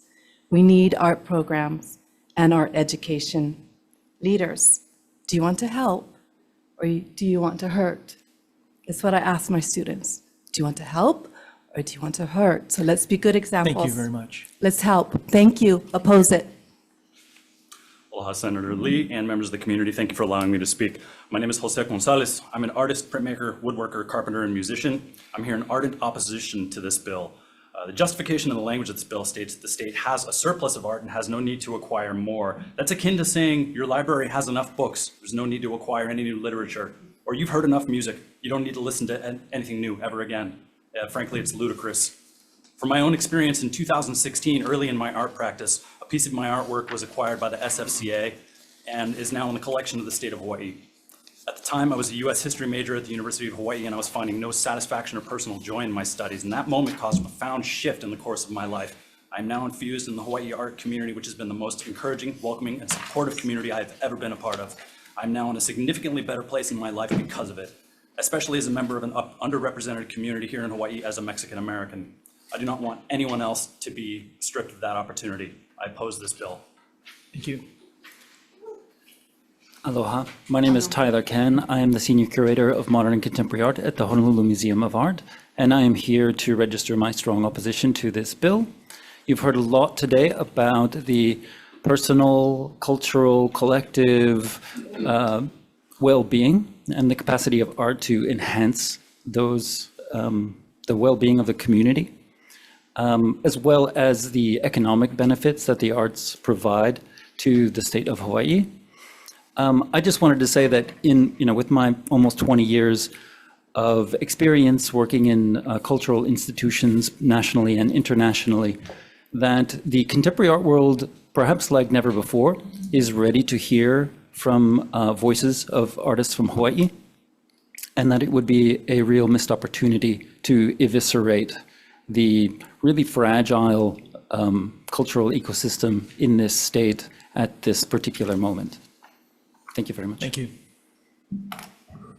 Well, my co-chair Lee and the TCA committee, thank you so much for hearing me. My name is Kealoha Domingo, and I'm here in opposition of HB 1807.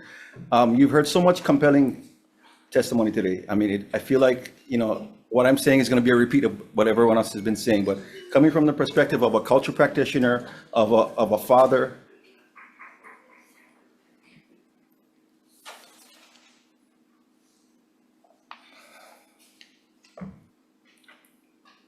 of a native Hawaiian. Art is medicine, you heard it. We need this. We need this. Please don't take this from us. Thank you. Thank you.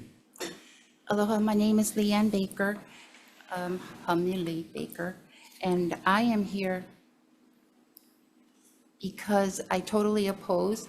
Arts and music have always been a part of my growing up. I was not raised here, and I returned like in high school. And arts and music has always been presented to us, and we're able to use that for ourselves because it is mental therapy. I mean, you guys promote so much of the classes. So arts and music keeps people young and the old grounded. And also, I say like the therapy, and I want to lend my support in opposing this bill. Thank you. Thank you. Aloha. Aloha. My name is Pia Arma. I'm here as a citizen as well as a member of the board of the Hawaii Contemporary, which does the Hawaii Triennial.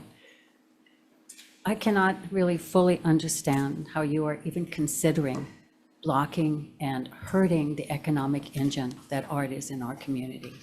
I urge you to not pass this bill. It is important for job creation. We're talking about the outflow of our citizens going to the mainland, and you're now talking about killing something that could keep them here. Thank you very much. Thank you. My name is Virginia O'Toole. I'm very nervous. I work with the former patients in Kalapapa and the National Park Service there as a volunteer. I propose a question to the Senate members regarding this HB 1807. Did not Governor Green recently pass a law making Hawaii a trauma-informed state? If the members vote for this bill, are you not going against that law? As we hear from all these testimonies, the arts and culture programs help build Hawaii as a trauma-informed state. Thank you. Thank you. Aloha. Aloha. I'm going to stand because it just feels like I could cry all day long over this bill. And I just, as a Hawaiian, it's the truth. This is an opportunity to do what is right for everyone, because Hawaiian systems are embedded in place and they include all of us.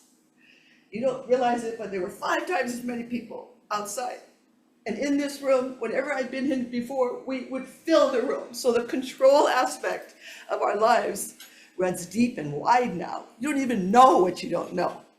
So behind me are thousands and thousands and thousands and thousands of people that benefit from creative processes.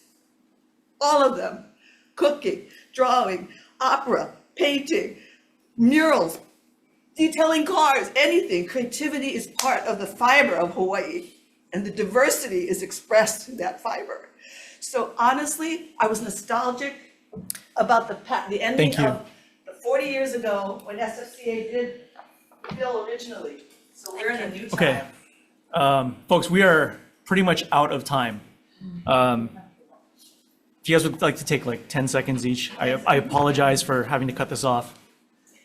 10 seconds. My name is Alejandra Rojas, and I'm an art historian. And I don't know if everybody here realizes what cutting this will do to cutting history, to cutting the past. How are we supposed to tell the story of our times if we stop buying the art of our times? Thank you. Thank you. My name's Emily McElroy. I am a practicing artist on the island of Oahu. I teach in the drawing and painting program at UH Manoa and also served for many, many years as an art educator at HiSam and the Honolulu Museum of Art. From my own personal perspective and my perspective as an educator, I just want to say that when a human being works to create a work of art, they're also working to create harmony. They're working to create harmony through their given medium, whatever that is, voice, painting, form, music, their body. But through this process, they're simultaneously working to create harmony in the human heart. You defund the arts, you defund one of the few pathways we have to creating harmony in the heart. Thank Understood. you. Thank you. Thank you, everybody, for taking the time. Apologize that we don't have all the time in the world to get into this. Real quick, we got like 2 minutes of Q&A. Ms. Ewald, if you'd like to come forward. Other folks want to jump in, you're more than welcome. Real quick, understanding the testimony, I read through most of it this morning, and then obviously sat here listening to all of this.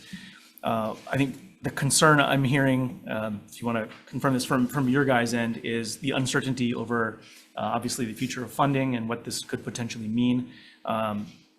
If there were other sources of funding that were guaranteed, that would ensure not only that you could do more or continue to do what you're doing, but do more, and even with more flexibility, that seems like it would solve your problem, just in a nutshell. Yeah, I think there's just 3 points I want to make to that. One is, I'm in a difficult position at this point in time because the board voted unanimously to oppose any amendments to this law because it's so fragile, right? At the same time, if there is a way to fill that loss, guaranteed as a special fund, then yes, we could talk about that. But at this point, it's a very fragile, it's a very dangerous bill because it could move into a situation where it would affect the special fund with no guarantee. So we would want some guaranteed different kind of source of funding. Sure. So from what I've been able to research in the last few hours, for example, if the 1% was applied to what it's currently not applied to in terms of like new construction for general appropriations rather than just CIP funds, which would give you, I guess, the same amount of, in a nutshell, same amount of money, but actually be more flexible because you don't have the bond financing restrictions. You could use it for performing arts or other sorts of things. Is that one of those kinds of things that you're referring to? As long as it's guaranteed, like recurring source of funding that's what the special fund is, right? So yes, but as long as, again, I, as the leader of the State Foundation, have to oppose the bill as it is written, right? So, yeah. I understand. And I'm sorry to be aggressive about this, but No. Separately, for transportation, other states apply the 1% transportation dollars used on Yes, highways and stuff yeah, to do I'm aware of murals that. and statues and Mhm. all the other things that folks do, maybe even trees on highways, who knows? But similarly, same kind of deal, if that were the kind of mechanism that could potentially replace so that you're not. Yeah, because then it would go into the special fund. Okay. Ideally, right? Okay, thank you. Yeah. Anybody else? Why don't we take a quick recess?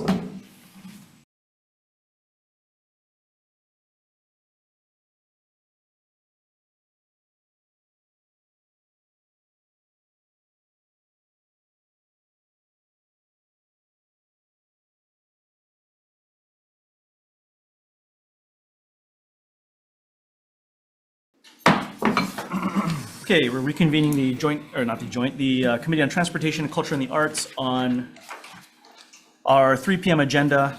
Up first, for decision-making, up first is House Bill 2702 relating to road improvements, which appropriates funds for equipment and positions at DOT to conduct improvements to Hana Highway. Recommendation is to pass as is. Any discussion?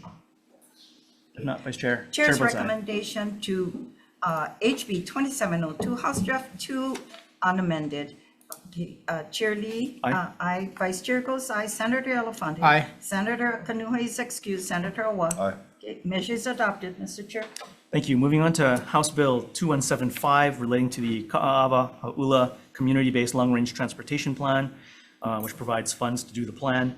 I would like to move this forward with amendments, adopting the DOT recommendation to adjust the report delivery date to December 31st, 2026. Any discussion?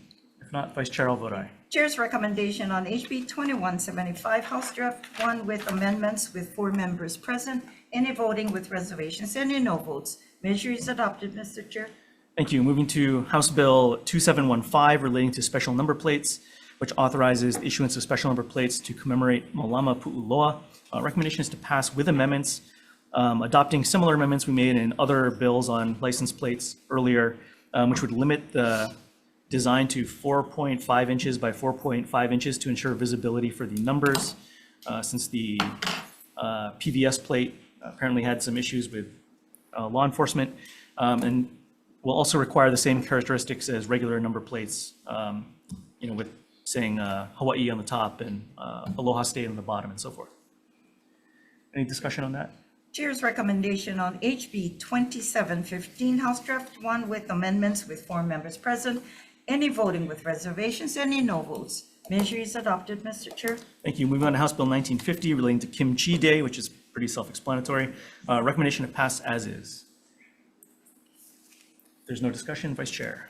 Okay. Chair's recommendation on HB 1950 is to pass As is.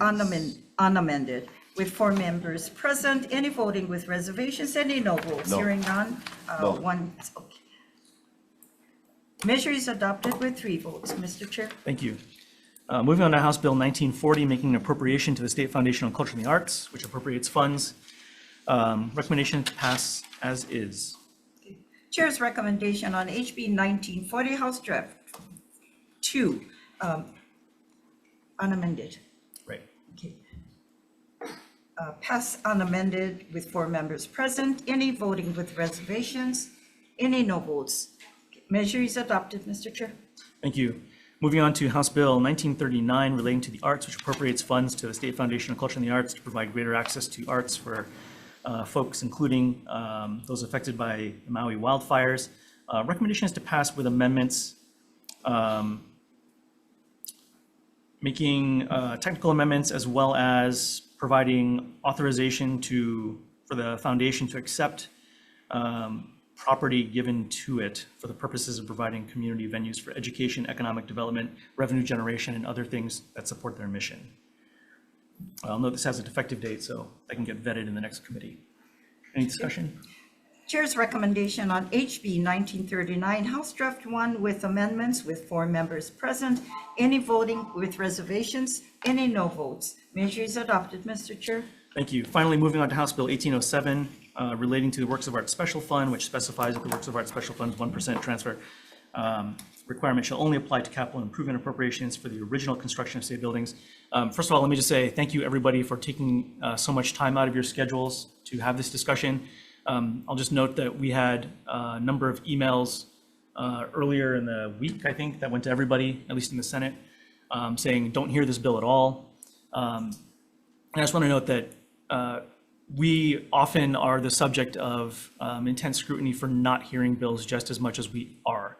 It's part of the process for having a discussion around these things, because the discussion here today is not only about the value of art and what it means to the community, but rather how it's funded now and in the future.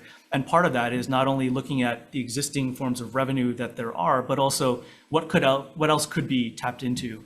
And, you know, we didn't have time to get into it, but I, in the end of this, asked the director of the foundation, you know, what other sources of revenue might be applicable.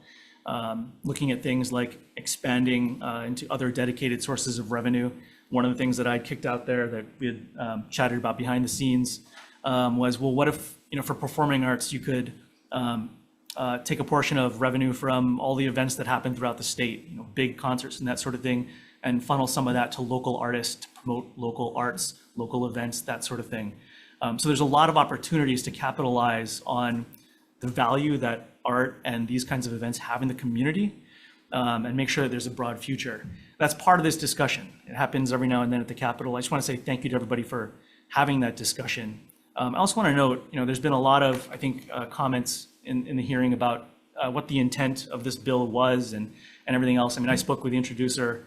I've spoken with some of our House colleagues who had moved this over to the Senate. I don't think it was anybody's intention to damage or do disservice to the arts community, to take away funding or do anything that would otherwise put people, I think, who have legitimate livelihoods and cultural and all sorts of other things on the line. And the discussion, to my knowledge, has been not do we fund art, but how do we do it? And I really want to make that clear, because I think for every discussion that's had in this building, whether today or yesterday or in the years to come, right, this is a conversation that's had amongst the representatives elected from all our communities around the state. And everybody's here, I think, for a legitimately good purpose, no matter what your party affiliation or what community you come from or anything else. So, you know, I appreciate the passion everybody spoke with. I was chatting with colleagues about how to proceed on that discussion. It looks like we're gonna have to take a pause here. I think because there's obviously so much intensity and focus and everything else on these issues. So what I'm going to recommend is that we have a conversation over the interim, over the summer, going into next year, about bringing all the different stakeholders to the table about what that future path for funding should look like going forward. There's, to ease all your guys' support, there's not the support to move the bill forward. So we're going to recommend deferring it, which means there won't be a vote because it would fail. And, you know, for all of us, I can't speak for any others, but I think in this committee, you know, we want to hear from you guys, not just today in moments like this, but throughout the session, throughout each and every year, and from all walks of life, because we're all members of the same community. We all want, I think, the same better Hawaii going forward. And I just want to put that out there because I think this is an opportunity for people to really get engaged on a permanent basis, and that's really exciting. So I'm going to go talk with our other colleagues and other folks who have raised questions about this, but hopefully, you know, this is the start of a constructive conversation. Anybody else want to dive in? A few words. Chair, in support of your deferral, if this were to be recommended to report out, I would be a no vote. So I appreciate you listening to the community and people that have submitted testimony and taken their time to be here. I do agree with you that further conversation needs to happen. However, you know, art, as you hear from some testifiers, is part of therapy, it's part of life, and in many cases, it's also part of a lifestyle. So with that, Chair, in support of your deferral, and thank you for taking the time to make that recommendation. Chair, I'm happy with the decision. I'm not an artist, but I buy your arts. I'm a collector, and I would have been a no vote as well. And I just want to say that I'm from the Big Island, and we do have this student arts that the high school kids all do the art contest that I'm sure you're all familiar with, that is displayed. The winner's art finalist is displayed here at the Capitol, and it goes to Congress. And I have bought, if it's from my island, I've bought the arts and given the money to the student because I know they'll be going into continual education, into higher ed. And so with that said, I'm all with you. I have been a visitor at our annual Thanksgiving Arts at the Volcano every year on November at Thanksgiving. But I'm with you all, and I thank you, Chair, for doing a working group, a heavy discussion with the community as well. And I think it's so important. We are an island state, and we're so different. There's so much heaviness in our cultural activity in Hawaii. So let's keep Hawaii, Hawaii. Thank you so much.